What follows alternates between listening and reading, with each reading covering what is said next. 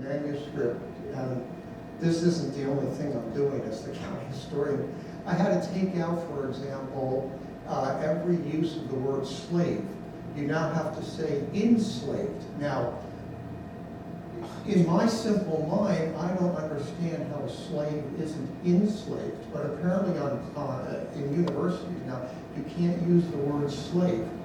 I also had, my argument in the book was that Genesee County historically is a culturally conservative place. This was a county, I won't share that this morning, in my chapter 7, at the depth of the Great Depression, went for Herbert Hoover.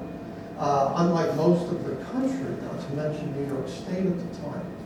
And I was constantly being pressured to change that argument, to take into account those who voted Democrat. And I have to say, this is not a partisan book. I never intended to write that. I really don't care about that as a historian.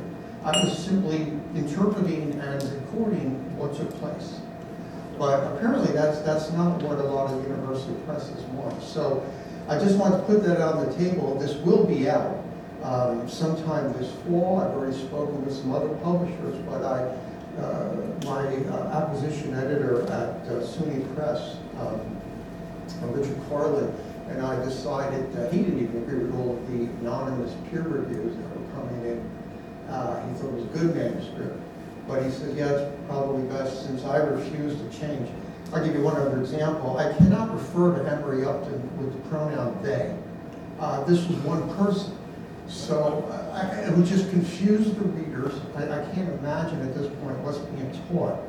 But I'm a product of an earlier time in which historians started with what happened and then brought different interpretations, to be sure. I mean, I'm not suggesting one be automatic. But when it reaches that point, and I've just given you 2 illustrations, it's just best that I publish this someplace else.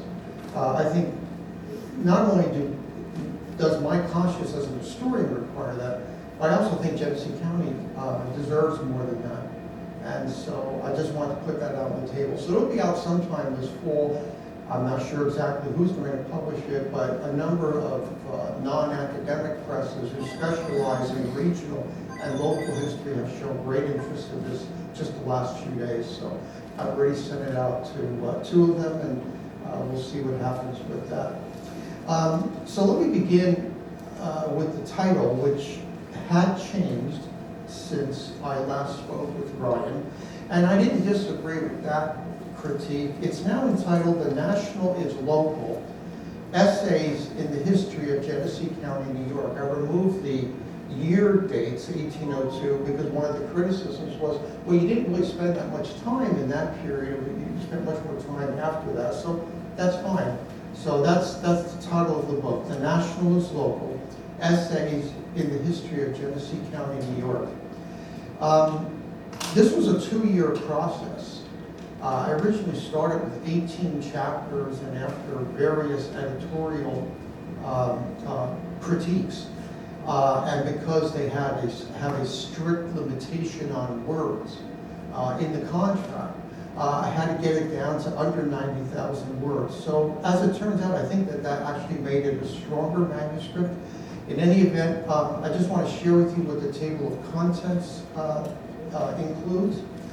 I'm going to share chapter 4 with you this morning because I think that might be a particularly interesting one for people at a gathering like this. So I start with a preface in which I lay out the argument. The national is local basically tells you my contention is that you can't separate national developments in this country from developments here on the county level. And what I offered were examples of this over time from the early 19th century to the present. I entitled these books, rather than saying section 1, that was just a stylistic determination. So book 1 starts with, book 1 is called Fallen Leaders. And my first chapter is entitled Emory Upton and the Formation of Modern American Society, modern America, in which I make links between Upton's life, his relationship with his wife in their short-lived marriage, and developments beyond both of their lives and how that connects to how America saw Victorian marriage, how Upton influenced military theorists really until this day in many ways. Chapter 2, I radically shifted the focus, and I warned the reader in the preface, this is not a simple chronological work, it's thematic. So I'm sure some people will be disappointed because they'll be looking for specific things that they won't find in the book. But I stated early on in the preface that it wasn't my intention to provide just a chronological narrative. So in book 1, again, Emory Upton and the Formation of Modern America is chapter 1. And then I shift focus. Chapter 2 is entitled, In Only 6 Years, Genesee County Reacts to the Assassinations of the Kennedys and Martin Luther King. So once again, we have 3 fallen leaders who died relatively young, just as Emory Upton had. And I simply talk about the interpretation, or the reaction of the county. Now, one of the things that at SUNY Press they didn't like about this chapter is they thought that I was too complimentary to the Kennedys and to, ironically, Martin Luther King, who I didn't realize is now in many academic circles out of favor for various reasons that I won't go into. But I insisted on keeping it, and the publishing house that does publish this knows that this chapter is staying in, and so far that's been fine. I then shift focus in book 2. I simply entitled it War. Chapter 3 is the idea of freedom, the Civil War in Genesee County. And one of the things they didn't like at SUNY Press, when I was just an undergraduate at Rutgers in the 70s, I heard more than one professor, going back that far, not to mention in high school, they would simply refer to the war between the states or the Civil War. Either term told you where you were. I was told the war between the states is completely unacceptable because what that suggests is Southern sympathies. I had no idea. Apparently they alerted me to the historiography. There are books and articles written about how you shouldn't use that term. That term has now been canceled, as they like to say. So I had to go back and redo that chapter, remove, I only used it once, but 2-page critique about how terrible that was, and I certainly don't see myself as a Confederate sympathizer. My wife's from Louisiana. I can tell you she is not a Confederate sympathizer. She couldn't wait to move from the South when we met. But the point is that I connect ideas of freedom and how those ideas during the war nationally and locally manifested themselves. So one of the things I talked about was that in the South they had a different conception of freedom. It was not me agreeing with it. I was simply pointing to a number of Southern politicians and theorists. In their minds, slavery embodied freedom because it freed a certain amount of the population to basically run society. And how that was completely rejected in Genesee County. There were abolitionist societies here. There were actually Southern slave owners who put out what we now call contracts on some local politicians here who disagreed with that and wanted to see racial equality and all that. But that was all ignored. It should have just been, in some reviewers' minds, a castigation unendingly at the South. And it, quite honestly, wasn't that simple politically. So that chapter is part of the book, the idea of freedom, the Civil War in Genesee County. And what I talked about, among other things, was how the war generated growing notions of freedom. For example, some of you may be familiar with Ellie Parker and his story, and how he understood the fight for the liberation of slaves as something that spoke to Native Americans, and personally in his case. So again, it's a much more complicated intellectual trajectory than what apparently is increasingly common among academic historians. Chapter 4, that's the one I'm going to share with you in a moment. Once again, I radically shift the focus in this category of war. I entitled that Batavia Explodes, Cold War Anxiety and the Preparedness Drill of 1956. I won't say anything else about that because I'm going to share the chapter. They didn't think that I was harsh enough on our own leadership at the time.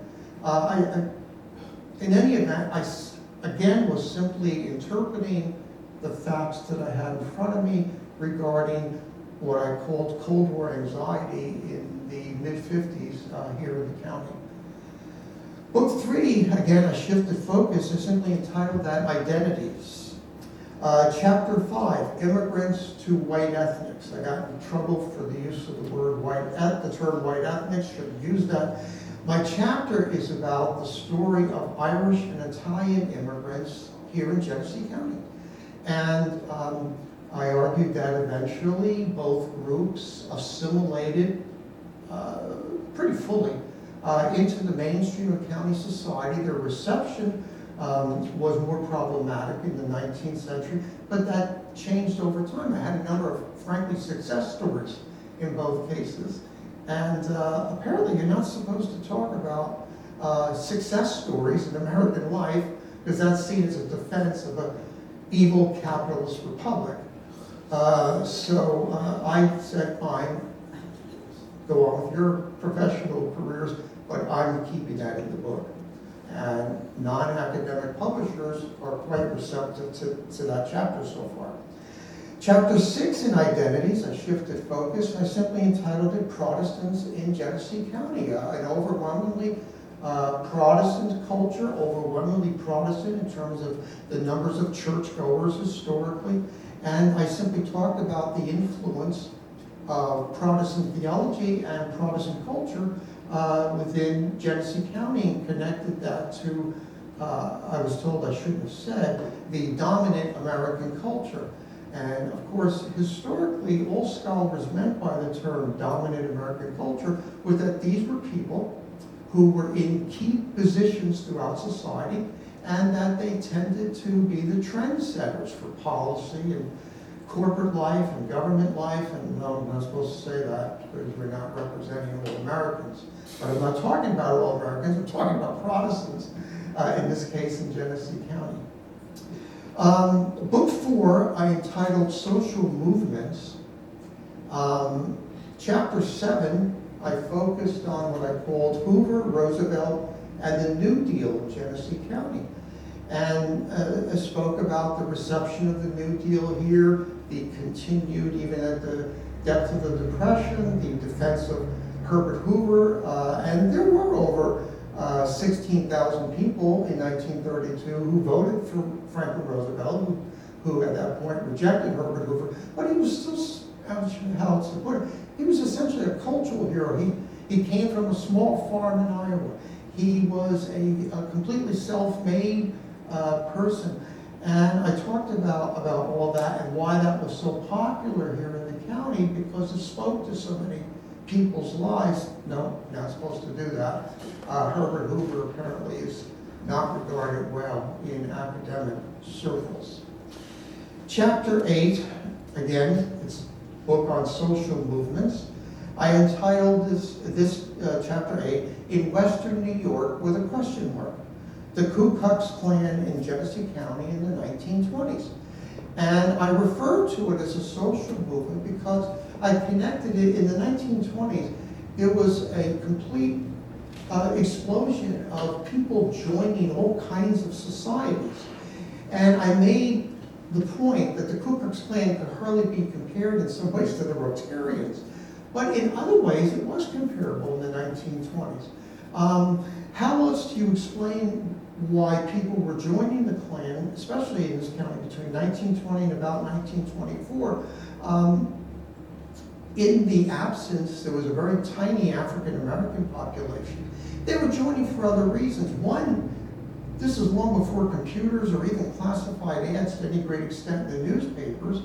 They were networking for business. I'm not defending that. I'm sure other ways than joining the Klan to develop business networks. But I was simply saying that this is comparable to why people join Kiwanis, join the Rotarians. And that by 1925, a lot of people were upset in the county because a scandal broke nationally in the Klan. The Klan leader, the Imperial Wizard, was accused of rape and transporting a minor across state lines for immoral purposes. And when people discovered this, they were furious because one of the motivating factors in joining the Klan was, remember, this was during Prohibition. So the Klan was very pro-prohibition. They used to supplement police officers on county roads to make sure bootleggers weren't getting liquor into the county. So there were some people who were joining the Klan not for business networking, not for racial reasons, but because they really endorsed prohibition, rightly or wrongly. And I simply provided, there's a whole host of evidence regarding that. They were also concerned about immigration and what immigration meant for workers already here, and that was, for some, one of the attractions of the Klan. Apparently, you're not supposed to even mention that. I was not talking about contemporary immigration policy. I was trying to address what I saw as the motivations for people joining the Klan, which collapsed here by 1925. Along with the scandal I just referred to, there was also anger that a lot of the dues that were being paid were being skimmed by local leaders and the national leaders. And so people said, back then they were asking $10, which was an enormous amount of money in 1924, to join, to get their uniform and other dues. They said, I'm not paying this. It's hard for me to come up with $10 to start with, and then I'm finding out that people are skimming. I'm not doing this. So at that point, the Klan began to effectively die in the mid-1920s in the county. But apparently, unless you just beat the drum of racism when you discuss the Klan, you can't talk about the Klan in academic circles. And I just would not take that chapter out. I thought it was an important component of the county's recent history. Then, book 5. Once again, I shifted the focus. It's simply entitled it Women. Chapter 9, I entitled Activists, Foreign Women, and Professionals. And I talked about essentially middle-class women in Genesee County, many of whom were able, even at a time of discrimination against women in the workplace and all that, they were in some cases becoming attorneys, they were becoming leaders in the community. There was a bank executive here by 1907. It was written about in New York City newspapers. I was told that you shouldn't use the word female. So I was told, I don't know how many times I used the word female, because it's too singular. You have to use they or other pronouns. I'm not doing this. It would just confuse the readers. I have to say, I'm just old-fashioned. There are men and there are women, and I'm not afraid to take that position as a historian. And apparently you can't do that without getting into a lot of hot water. So that's another, just one of numerous examples I could point to why it's increasingly difficult to publish with an academic press. You've got to go outside of that, which is what I'm doing. And then finally, chapter 10, I entitled this, again, it's a section on women, too often forgotten, enslaved and poor women in Genesee County. I talked about the experiences of some of the African-American slave women that we have evidence about in the county.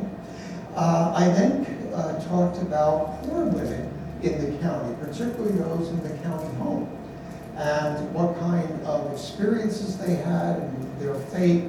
And I was told that you shouldn't lump African-American impoverishment with what they called white impoverishment.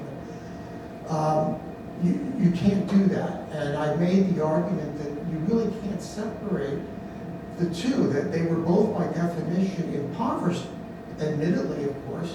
Slave women had greater legal restrictions placed upon them, but poor white women had restrictions that weren't simply legal. They simply didn't have enough money to feed children. Husbands had deserted them. That's why they ended up in the county home.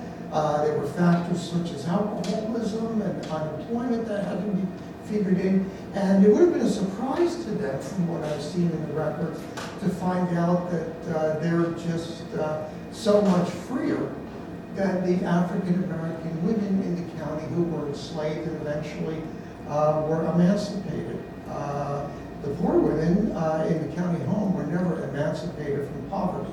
That followed them. And it was intergenerational. And I provided evidence to show that apparently you're not supposed to do that. So that takes me to the end of book 5. I then have a conclusion, an index of subjects, and an index of names.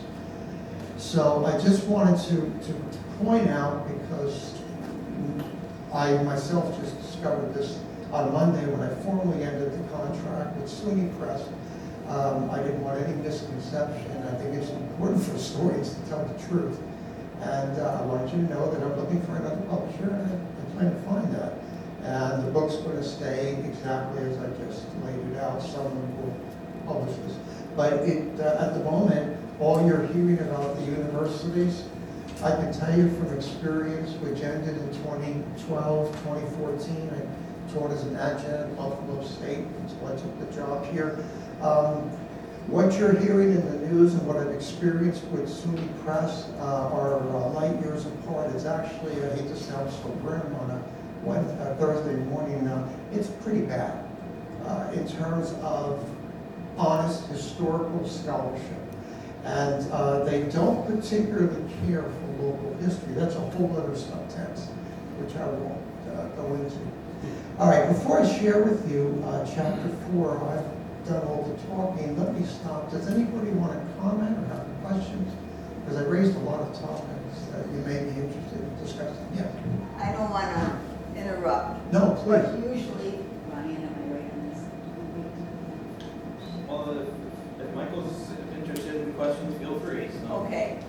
Could you brag a little bit about how you got involved with history? Was your family history oriented? Was there one little experience that said, this is what I want to study? How did it all evolve? I'll give you the short answer to that. I'm the first person in my family to go to college. The only reason I went was because of the old GI Bill.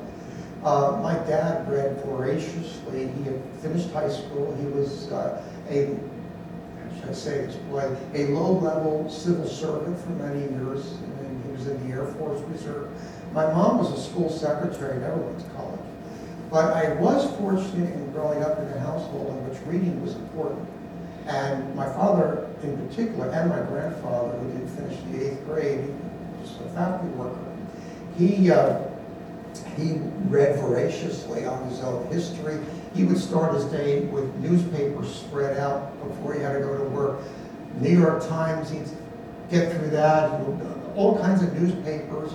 He liked to read different perspectives. So I grew up with the idea that, well, yes, how we got to be here is extremely important, but it's also important to exchange ideas. One of the things the editors at SUNY didn't like is I endorsed what I called classical liberalism. Liberalism in the sense that we have a free exchange of ideas, and we agree not to agree, but we're not going to personalize any of that.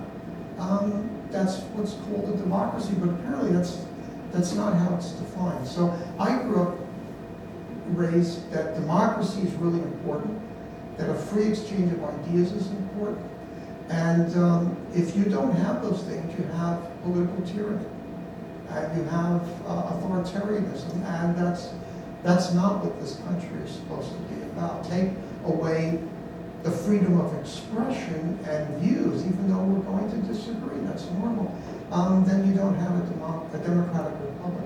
What I discovered going through this process for 2 years with the various editorial input that I received is that increasingly on campus, there's not a belief in a democratic republic. They really don't believe in it. Matter of fact, I just saw the other day on my phone, of all places, there was a story. A full professor of law at Harvard actually is arguing for a dictatorship. I mean, openly, that the First Amendment simply shouldn't be there because it doesn't serve the interest of what he defines as oppressed peoples in America. This is a very dangerous development in our society, and I saw it firsthand with this. I hadn't expected this to be this way, but I'm glad I had the experience because it just bolsters what I hear otherwise from the media and a couple of conversations I've had with people. But I was raised to believe history's important and the First Amendment's important. Yes. I didn't get the second part of your personal academic background, and was there something that clicked in you? Did you study history at undergrad, or was that later Yes, on? I was in the Coast Guard, and I very much coming out of the working class in New Jersey. I thought, well, a nice secure job would be to be a police officer. And so my first major at a community college before I transferred to Rutgers was criminal justice and law enforcement. I got to Rutgers, they didn't have that major, and checked in the box because I could only afford to apply to one college. And it said history. I always liked history. Check that. I took a class with I think he's still alive, Elliot Rosen, who's a historian of Roosevelt, Hoover, and the New Deal. And I just thought to myself, after a couple of classes, I want his job. This is great. He gets paid to do this. You know, I saw people sitting around coffee tables talking about this stuff. He gets paid to write books and talk about it. And he just fanned that flame, and it never went out. So I went to graduate school. I missed his name. Elliot Rosen, who's also been canceled. R-O-S-E-N. R-O-S-E-N, yeah. He's such a prominent historian of the New Deal. His papers, his personal papers are actually at the Hoover Institute at Stanford. But he's been canceled. He's seen as too conservative now. And what I discovered in this as well is that what they mean by conservative is essentially a traditional liberal, classical liberal. You believe in an exchange of ideas. That's not good. What I see in a lot of academic practice of history now is quite honestly what used to be called Stalinism. It's the party line. You better adhere to the party line or we will destroy you. That's it. And it comes right down to the language that you use. So as you moved through undergrad, did you get opportunities in different internships? Did they have? I didn't know. I actually went out to California. I was fortunate enough to get a fellowship at the University of California at Irvine. I say it that way because it wasn't Berkeley. It was actually in conservative Orange County, which was very different than Northern California. And I was fortunate. They paid me for 4 years to study and to be a TA. And as long as I was making progress towards my doctorate, they supported me, and it changed my life as a result of that. Without that, I wouldn't have gone to graduate school. So what was your thesis? I wrote it was about Italian-American workers in New Jersey and New York between 1880 and 1980. And what I argued was that they were essentially politically conservative, that you had anarchists and socialists and even communists among them, but most of them, they just wanted a piece of the middle-class pie that was out there. And so I wrote a cultural and political history of them in both states. So at that time period, whatever time period those years were, if you could tell us, and were you getting this crunching down of your expression? That didn't start really until I would say what we call political correctness. That didn't, in my experience, really start until I was almost retired. I'd say around 2000, 2001, it was revving up. I had colleagues who were leaving, they were taking early retirements, and others who said, no, I'm going to stand here and fight my ground. I don't want to be told how to think. That's not the reason I became a historian and academic. So I'd say around 2000 and beyond, but even then is not nearly as militant as what we see now. We could talk for hours about this, and I won't, but yeah, early 2000s. Thank you very much. You're welcome. Quick question. The source material for your book is factual, Yes. and is there a concern that might get censored, given that the academic doesn't like the review of your compilation of all No, that? they weren't, I'm sorry, did I interrupt you? No. They didn't ever seek to stop the presentation of facts, like, you know, a headline from the Daily News or something like that. But what they did constantly do was they told me I was being irresponsible in that I didn't have an adequate amount of contemporary literature.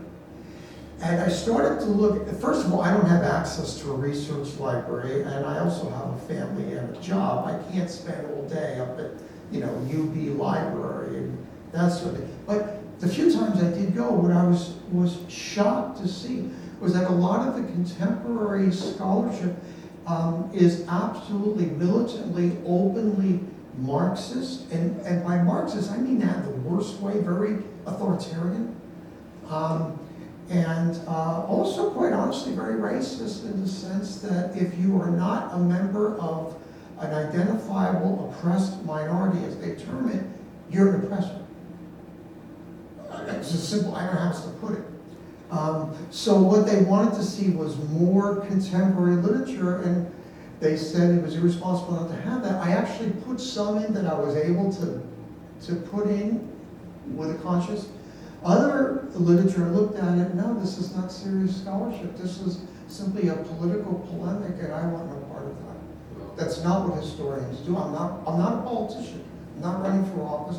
I'm not trying to control other people's lives. I'm simply trying to present what happened and then interpret it, do with that as the reader as you will. But that's not acceptable, apparently. As far as another meeting is concerned, I heard artists, musical artists, start their own record companies. Do publishers do the same thing? Did you start your own publishing? Yeah, people do, and yeah, there are a number of places where, you know, authors will literally pay us what's called a subvention to get their work published, and these are basically small businesses that allow you to get the book, for example, out there. If you're an academic, of course, that's suicide professionally, because this is seen as a vanity press. You're not serious, you haven't jumped the hurdles we want you to jump, therefore you're not going to keep your job. And even if you have tenure, contrary to what you hear, they can still get rid of you. They'll just find cause. They'll take them longer, but they'll do it. I've seen that done when I was still teaching. So yeah, there are a lot of independent presses. And I think a lot of them publish really, frankly, superior work because the people are presenting interpretations and facts more honestly. They're not writing with an ear, well, what's Professor so-and-so going to say? Pick your so-called elite college, and if you fall out of grace there, that's it. So yes, they do. Right. Does anybody else have any comments? I didn't expect that to go on so long, but I thought it important to share that because what I've seen in the 9 years I've been the county historian, and you see it in this museum, there's a wonderful purity to the historical enterprise locally. People really believe in what they're doing. I mean, look at this room, look at the cemetery room that I was just shown by Sharon before we started this morning. That is being corrupted in higher education, and those institutions are producing people that then control budgets, that enter political office, and will have an effect on a place like this museum and local historical societies. So it's a danger I think we should be aware of as historians. All right, does anybody else have any? Yes. I assume to get to the bottom of it, you're referring to funding. Is that correct? Funding, political pressures of all sorts, yes. So they can withdraw money from projects? Oh, absolutely. If it does not suit what they feel is a threat? Absolutely. They control research, grant money, they control appointments to jobs that allow you to do the research, yes. Yes. Anyone else with? Read on. Okay. All right. Finally, chapter 4.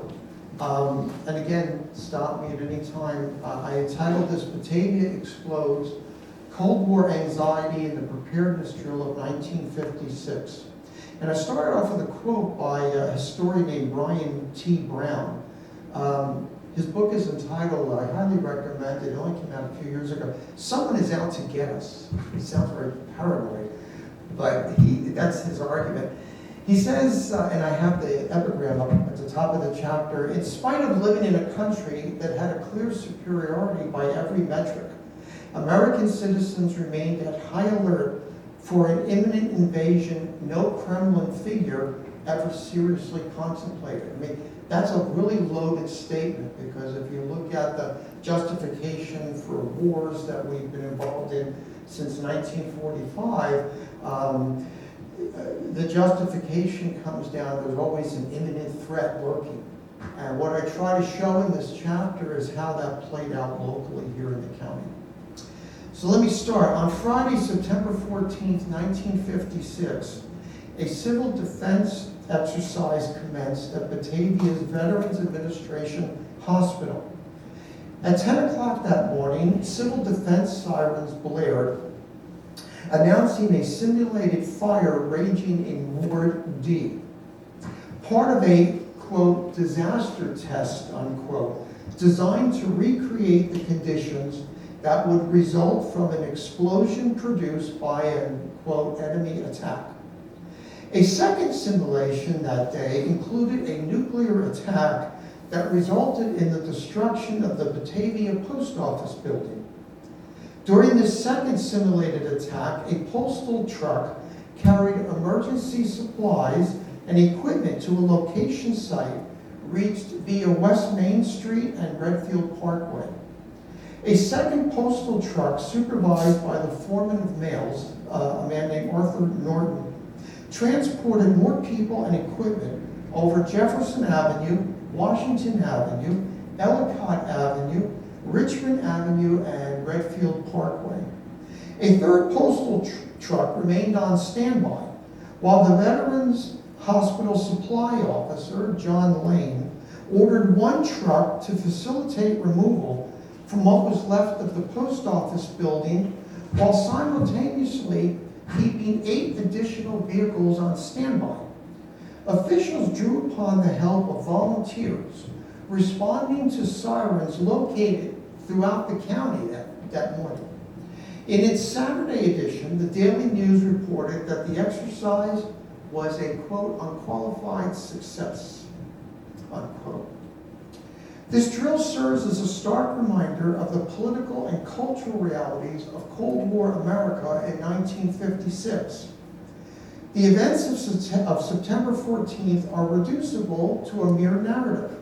The fire in Ward D broke out at 10 a.m., and within 5 minutes, 3 pieces of fire equipment arrived at the disaster scene, followed 20 minutes later by an additional 11 pieces of equipment. Such a narrative, while interesting, prompts the obvious question: why did a disaster, in quotes, produced by the, in quotes, enemy take place at all? In addition, other questions arise. What was the nature of this disaster? Why was there a clear anxiety about its real possibility? And who was this enemy? And how could such an intrusion reach into the heart of an otherwise stable and peaceful Genesee County in 1956? To answer these questions, I offer here what one scholar has referred to as thick description. That is, a narrative detailing what happened while including a description of its social context. The only way to have a deeper understanding of why the famed disaster was happening at all is to situate it within the wider context of Cold War America and Cold War Genesee County in 1956. Could everyone still hear me? Your voice did. Yeah, it's got it. Oh, it's quiet. Sorry. I'll just shout. All right, that takes me to the next section. What happened and why? To appreciate the events of September 14, 1956 in Batavia, one has to place them squarely within the Cold War moment of the time. In chronological terms, the Cold War encompassed a broader period, Historians generally agree that, thank you, Mike, that the Cold War began at the end of World War II in 1945 and lasted until the collapse of the Soviet Union in 1991. This conflict between the communist and the non-communist world displayed 5 characteristics, all of which appeared in Batavia in September of 1956. The first of these is what outgoing President Dwight D. Eisenhower called the military-industrial complex. Quick footnote here on that. It's amazing to me how much is forgotten about that term. That was a Republican retired 5-star general who coined the term, and that's something else that takes place routinely in the academy. What we would call academic leftists take credit for that term. Historically, they had nothing to do with it. That was Dwight Eisenhower in his farewell speech in 1961. Just wanted to say that. His 1961 speech to the nation, Eisenhower warned of, and I'm quoting him, the unwarranted influence, whether sought or unsought, by the military-industrial complex. He added a warning in 1961, we must never let the weight of this combination endanger our liberties or democratic processes. As scholars have long pointed out, the maintenance of such a setting, this Cold War setting, required the perpetuation of an atmosphere of ceaseless crisis, a social environment evident in the Batavia Veterans Administration hospital drill. A second feature of the Cold War discernible in this drill is the necessity of a popular culture facilitating the militarization of a society in which permanent arms escalation makes sense. This was the era of Mickey Spillane's stories about the killing of communists associated with the chief Cold War rival, the Soviet Union. Comic strips featuring Captain America fighting to make America safe from Soviet enemies, and some of you may remember this, I do, duck and cover exercises for children at school. When the hospital mandated employees to view the film One Plane, One Bomb, One City in the week leading up to the drill, the hospital was simply participating in what had become, by 1956, standard cultural fare in Cold War America. The cultural preoccupation with the communist threat remained as apparent in Genesee County as it was in the nation at large. Local media continuously stressed the lethal quality of communist threats, subversion, and attacks. Newspaper articles emphasized the necessity of American involvement in the Korean War, as evidenced by the participation of county residents in a conflict half a world away. Quote, airmen from Oakfield expects duty in Korea, end of quote, proclaimed Batavia's Daily News in 1953. A soldier from Corfu served in the 3rd Infantry Division in Korea, while soldiers from Bergen and Leroy served with the 24th Infantry Division there. There were constant reminders of how hot the Cold War was capable of becoming and of how tragic the consequences were for some county families. For example, an article in the fall of 1953 in the Daily News reported the return of the remains of a young soldier to Genesee County from Korea.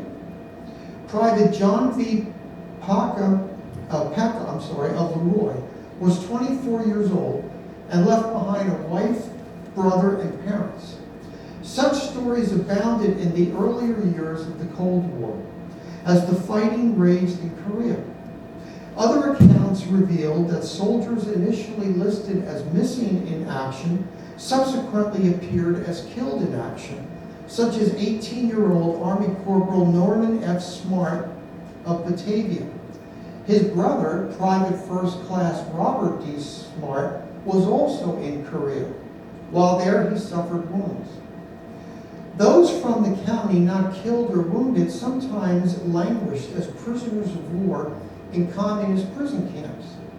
This too brought home to rural Genesee County residents the nation's very real conflict with the communist world. Quick note here, I was told by one anonymous reviewer that I was bringing up communist prison camps too frequently, placing leftism in a bad light. That would have been news to POWs who languished in those camps, sometimes for years. This too brought home the rural Genesee County residents the nation's very real conflict with the communist world. Army Sergeant John D. Dewey initially survived a prisoner of war camp only to succumb to malnutrition while in communist hands. Some county residents who survived communist prison camps spoke of Russian involvement in the functioning of those camps in North Korea. One of these was Air Force Captain William H. Preston of Batavia. He endured 2.5 years as a prisoner in North Korea. He spoke of, quote, many high-ranking Russians who visited a North Korean camp where the Reds were trying to wrest what they called confessions and information from captured Americans by starvation and other maltreatment, end of quote. The many media accounts of those killed, wounded, and mistreated by communists during a very hot Cold War reminded readers of the threat posed by the communist world. Preston spoke before groups about an imminent threat to democracy in need of recognition. Once recognized, this threat had to be fought. He was quoted in one newspaper article as saying that the only solution to the problem of world communism is to, quote, chop it off wherever it breaks out, end of quote. Preston's call for a containment of communism appeared in other county publications. In the early summer of 1953, the Daily News invoked the memory of county residents who lost their lives in the necessary struggle against, quote, an insidious doctrine in a far-off land, end of quote. The aggressiveness of this insidious doctrine required America, indeed, Genesee County, to remain vigilant. Therefore, even before the Cold War ended with an armistice on July 27, 1953, talk continued about the necessity of drills and other acts of preparedness, such as the one 3 years later at the Veterans Administration Hospital. Nevertheless, the drill was only one in a series of preparedness events. 4 months after the armistice, the Batavia School District commenced bomb shelter drills. One county media outlet, reported compliance by Batavia schools with state civil defense institutions for bomb shelter drills is not to be considered an unnecessary or hysteria situation. As everyone knows, the threat of attack on the United States is no myth, end of quote. A little over a week later, the same publication alerted county residents to atom bomb drills. This announcement outlined the procedures involved. Principals will devise warning signals to be different from fire drill bells. When the alert is given, students will walk to a designated place in each school, sit down and put their heads between their knees, and also protect the backs of their necks with coats or their hands. 3 years before the drill, another hospital in Genesee County practiced for the near certainty of a Soviet attack. St. Jerome Hospital conducted preparations for a possible war catastrophe, along with a photograph of 2 nurses demonstrating care for a victim who was actually a model dummy. This article described hospital protocol at St. Jerome in the event of an attack. A special alert signal has been chosen which, when heard over the loudspeaker system, will not alarm patients. Control groups and receiving points have been designated. Special rooms have been assigned from which furniture would be quickly moved and cots placed. Trained groups will be in readiness at the sound of the alert to carry out the plan, end of quote. The discussion of preparedness intensified the militarization of county culture, one in which permanent arms escalation seemed appropriate. Added to this was a cultural emphasis upon the communist threat, evident in movies routinely shown in Genesee County, alongside of public lectures concerning dangers emanating from the Kremlin. Some county residents argued that homegrown communists also posed a danger. These domestic communists had no direct link with the Kremlin. In one letter to the editor, signed by a quote Batavian, readers read a defense of Senator Joseph McCarthy. This letter included the view that communism is our worst enemy. All the communists aren't in North Korea. Letters such as this one appeared alongside photographs of a virgin mother celebrating her 22-year-old son release from a prisoner of war camp, and an article reassuring readers that television star Lucille Ball is not a communist. I don't know if you're familiar with that story. She almost had her career in it. The threat even arose in some churches, as one article pointed out. Readers learned that thousands of clergymen adopted the communist slogan, "Bring the boys home," and so helped speed U.S. demobilization after World War II. Articles such as this joined with editorials pointing to communists in America who craftily play their game of subversion and espionage, and advertisements for anti-communist films, such as "I married a communist" and "I was a communist for the FBI." All of this combined with consistent recognition of Genesee County's loss of service members during the Korean War to produce an understandable Cold War anxiety concerning communist threats. This brings us to a third Cold War motif illustrated in the Batavia drill. Here we discover the misconception that there are ways for people to protect themselves against the effects of a nuclear blast. Analysts such as Herman Kahn, in his book on thermonuclear war, that came out about the same time as the drill, contended that it was possible to undertake nuclear war without producing total destruction.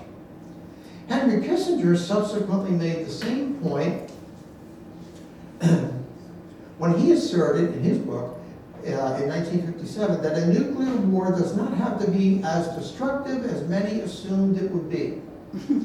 Therefore, the Batavia drill featured actions designed to reassure the public in a psychological sense, but which in a scientific sense were meaningless.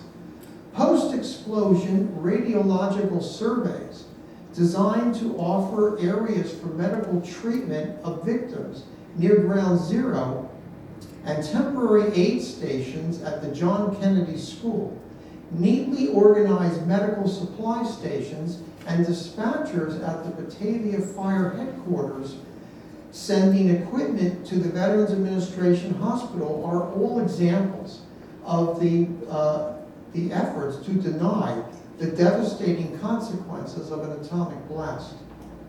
Here we arrive at the fourth theme discernible in the drill. This theme is the atmosphere resulting from American involvement in international affairs during the Cold War. The Cold War produced a peacetime army, taking the place of token American forces traditionally maintained since 1783, with the exception of the Civil War and World Wars I and II. Joined with the newly created Central Intelligence Agency, the National Security Council, and RAND, Research and Development Corporation, the peacetime army, with a peacetime draft, normalized the sense of urgency and danger characterizing the Cold War.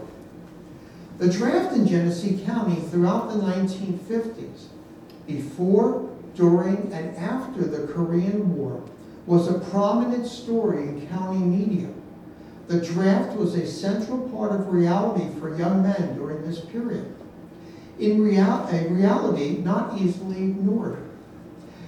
Leave for military duty, that was a headline, was the caption to a newspaper photograph showing 3 young men who comprised today's selective service contingent leaving for service in the armed forces.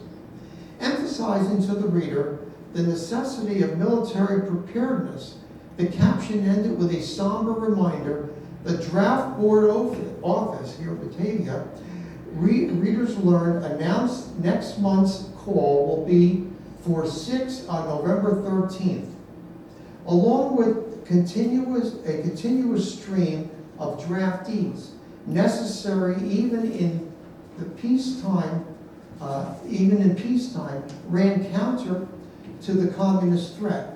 There was also, in these articles, in these newspapers, Daily News in particular, there were charts outlining the military options available to young men in the county.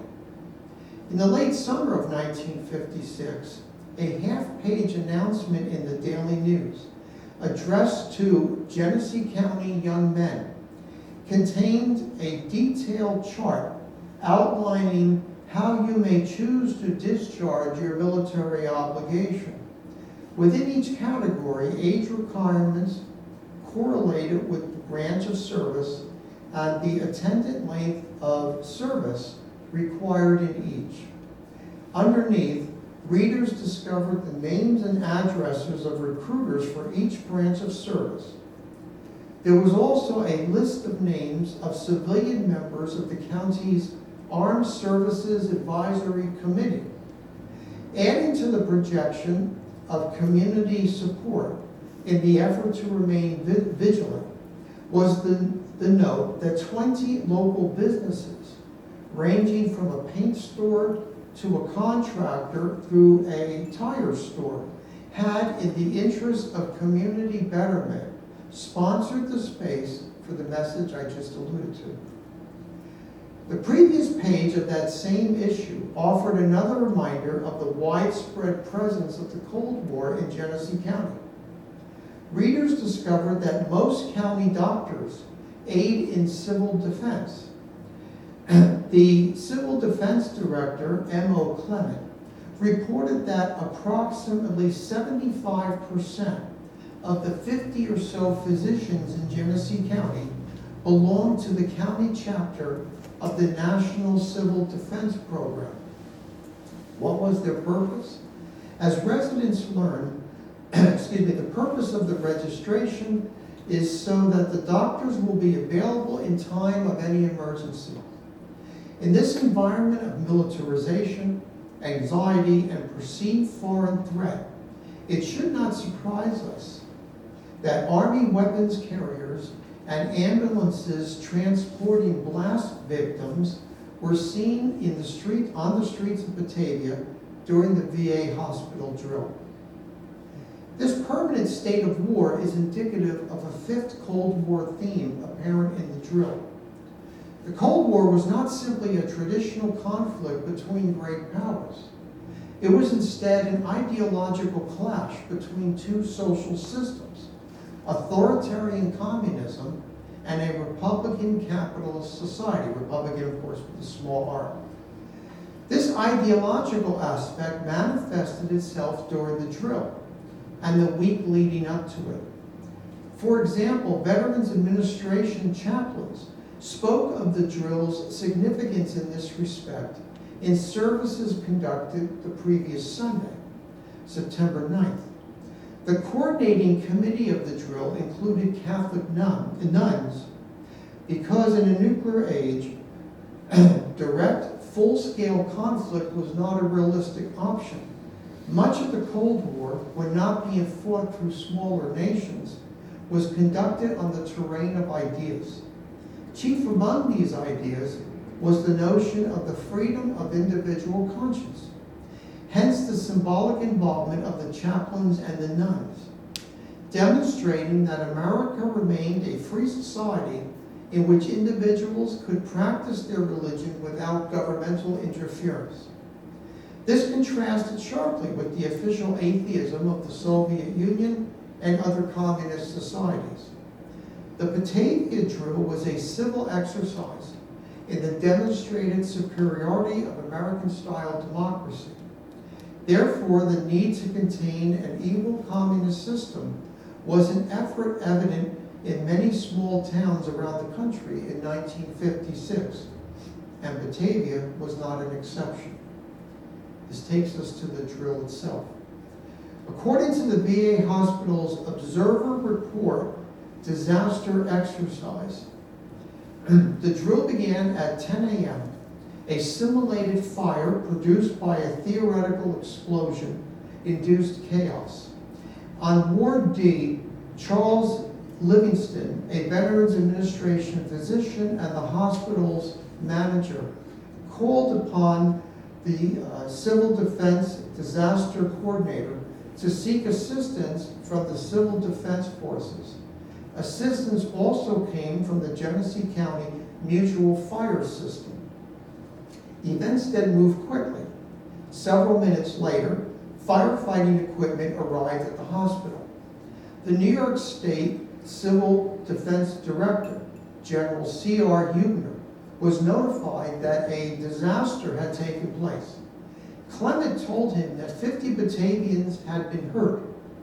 Situation reports were then relayed to Huebner, keeping the general informed and requesting that the state send needed medical supplies. The New York State Civil Defense Commission provided 100 units of medicines, 150 liver cots, and medical supplies. The American Red Cross and the Salvation Army subsequently orchestrated food supplies and canteen work, respectively. Blood supplies were flown in from Buffalo, and transportation and police escorts were organized. By 11:06, Huebner notified Clement that 400 doses of sedatives were being flown in from Olean, New York. By 11:08, Clement told Huebner that the crisis was under control and that additional assistance was not needed. Subsequent to the activation of civil defense sirens, 12 Genesee County fire departments dispatched units to Batavia to help with the disaster. Throughout the day, civil defense auxiliary police worked to guard the entrances to the hospital. They also worked to keep all streets leading to the hospital clear. Fire departments used water from the artificial lake located on the Veteran Administration grounds to control the fire. The fire was brought under control in about half an hour. Despite the explosion and fire, the water supply in the hospital remained functional. Casualties were lying in the hospital hallways, where there was a quick distribution of medicines and blood. In a federal government memorandum dated September 17, 1956, it was concluded that the drill, designed to simulate the, quote, reality, end of quote, of an atomic blast, revealed efficient planning and organization and relative quiet in the evacuation process. The drill and the official appraisals of it depict a nuclear attack as one in which those injured and sick received reassuring and efficient medical attention. Government personnel tended to those sick from radioactive poisoning. Indeed, the assumption that there would be medical and governmental personnel in place after the attack remained unquestioned. Then a small section entitled Analysis. The drill reveals an America and a county in which a permanent crisis is a natural part of life. In 1956, a culture of fear and anxiety enveloped American life, and Batavia was no exception. As the state of New York Operational Survival Plan reminds us, drills such as this one were part of a plan for survival that was a necessary response to a condition of permanent war. However, fear alone could be paralyzing. As a result, it was necessary to cultivate a sense of optimism. Therefore, there was a national and local effort to convince people that a nuclear attack was not necessarily fatal. Hence, it is not surprising that the drill so confidently depicted available water supplies, medicines, and medical personnel capable of caring for the wounded. This meant the rational and efficient organization of air and land transport routes, along with fully functioning utilities, even amidst the chaos of a nuclear blast. In effect, Batavia served, as countless other towns did around the country in the 1950s, as a giant air raid shelter in which the public could indeed, and comfortably so, survive a nuclear blast. The Permanent War Society exuded clarity. This was a titanic struggle between good and evil in which there could be no room for doubt about the possibility of survival. Nowhere in such drills could realities such as 1,500 Hiroshima-sized atomic bombs in the American arsenal alone by 1962. In other words, 10 tons of TNT for every man, woman, and child on Earth be acknowledged. The inherent uncertainties of a nuclear attack preclude the possibility of assumptions built into the Batavia drill. The thrust of the drill would have proved futile. For example, an enemy intent on attacking a population could just as easily retarget populations fleeing or being transported to other areas. Even if populations could be transported, it would not ultimately matter, as protection against the blast, intense radiation, heat, and mass fires would render evacuation and medical care useless. The drill embodied, as did similar drills around the United States in the 1950s, the idea that life can be lived indefinitely on top of a pile of nuclear weapons. Not wanting to face what that meant in the event of a nuclear exchange, Americans in the 1950s, including those in the Batavia drill, encouraged a view of the nuclear world denying the obvious. The point of these public exercises was to accustom people to the routine denial of imminent danger. In effect, people tiptoed around the peril without really acknowledging the nature of the actual crisis, the distinct possibility of an atomic explosion capable of wielding a mortal blow to human survival itself. Indeed, all that remained was a purported moral legitimacy of the struggle between the United States and the USSR, and the belief that, if need be, a nuclear war could be won, and that there would be survivors in a recognizable world, capable of carrying on in a post-blast age. Which brings me to the conclusion. In so many ways, and despite the popular imagery of Happy Days and Laverne and Shirley and Grease, America in the 1950s was uncertain, anxious, and in some ways adrift. Frustration over the inability to confront militarily the Soviet communist system amounted to a frustration with modern life itself. The same modern technology and science producing benefits also conjured up a world in which simpler notions of us or them, or right and wrong, could not be approached more directly. After all, there was always the specter of nuclear war lurking in the background. As a result, a fantasy world took hold. Worlds neat, tidy, and predictable, despite the possibility of nuclear annihilation. The possibility of an atomic blast remained anchored in a view of the world in which America's permanent post-World War II mission was to convey an image of the United States as one in which Americans defend liberty at all costs, even in a nuclear age. that defense could translate into victory, even in a world living in the shadow of a mushroom cloud.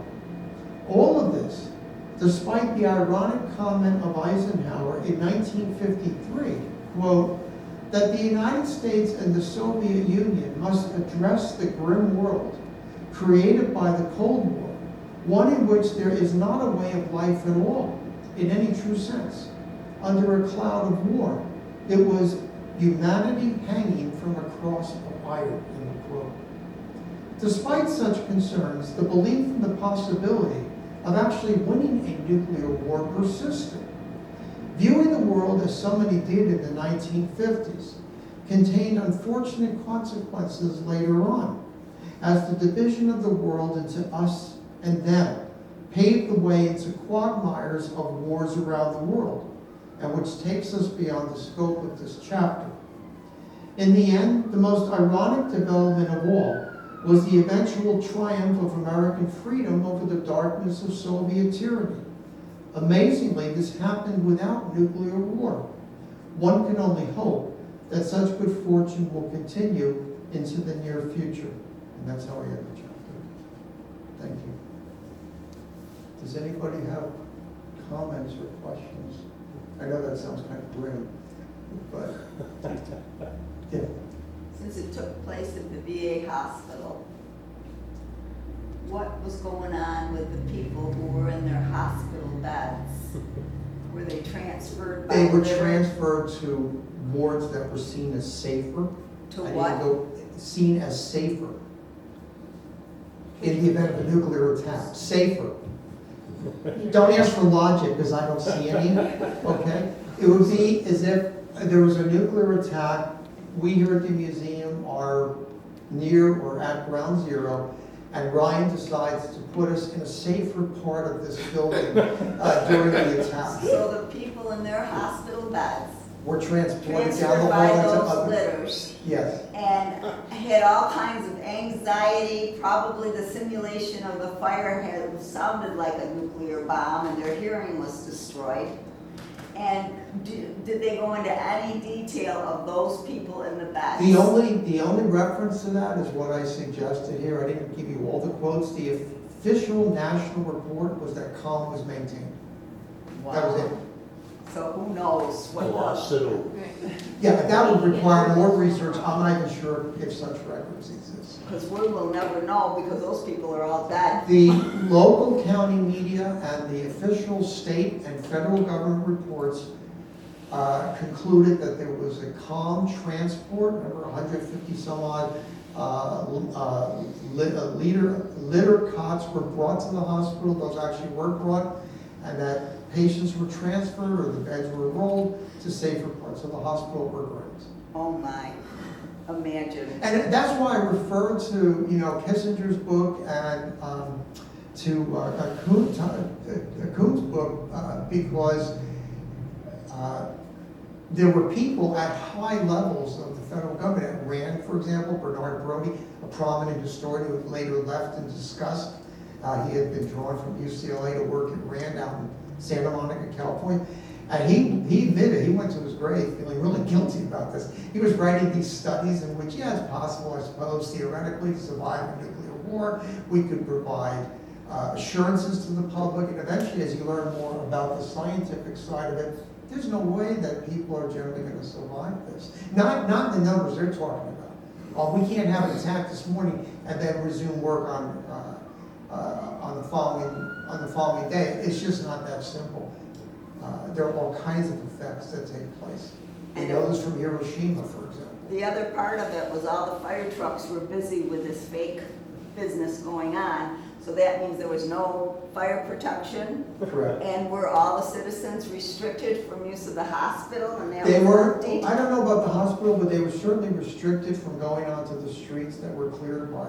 It appeared from your writing that access to the hospital would have been, oh no. No, you couldn't get through that day. I mean, I imagine there were people who did. I don't know for certain. I didn't see any evidence that there were. I'm sure that I can't say I'm sure. There's a possibility that people in a critical situation, they're suspected of having a coronary episode or something like that, they could be brought in, but I don't even know because you'd have to get through all the barricades. And the cleared street, Redfield Parkway was closed for it. Oh my, Collateral I just damage. can't imagine. Yes, they were. For the good of the state. So the taxpayers got absolutely turned away and the fire protection. Well, that turned takes away. us to deeper issues. I mean, who's really making out in a scenario like this? Well, among other things, defense contractors. You know, defense contractors have no stake in peace. They will sell arms to anybody who's willing to purchase them. You know, you can see this from bringing this into the contemporary world. There are armaments that are used by Ukrainians, that are used by Russians, that were manufactured by American companies. Their stock prices skyrocket. Ordinary people are hurt. I mean, unfortunately, that's a constant in human history. You know, it's like during our Civil War. I mean, there were arms manufacturers in places like Pittsburgh who made a fortune. But it sounds to me like the taxpayers were not given their protection when they should have been given their protection. No, I don't see how you could when ambulances couldn't get through the No. hospital. And of course, it also meant businesses suffered because there were businesses that were affected, people couldn't park properly, you know, all kinds of ripple effects. Was this the only simulation time, or were there? As far as I several? know, yes. And I say it that way because there may have been others I don't know in the county.